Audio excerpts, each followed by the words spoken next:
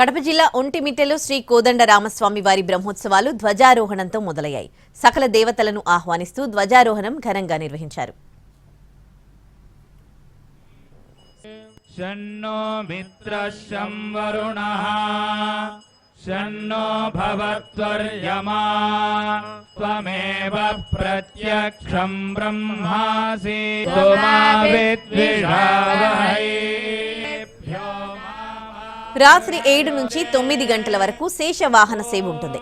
ఈ నెల 9న హనుమత్ సేవ, 10న గరుడ సేవ, 11న సాయంత్రం శ్రీ సీతారాముల కళ్యాణం, 12న రథోత్సవం నిర్వహిస్తారు. ఏప్రిల్ 14న ఉదయం చక్రస్నానం, రాత్రి ధ్వజారోహణంతో బ్రహ్మోత్సవాలు పరిసమాప్తమవుతాయి.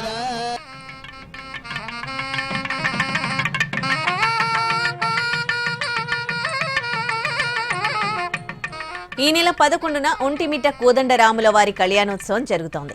ప్రభుత్వం తరపున సీఎం చంద్రబాబు పట్టు వస్త్రాలు సమర్పిస్తారు.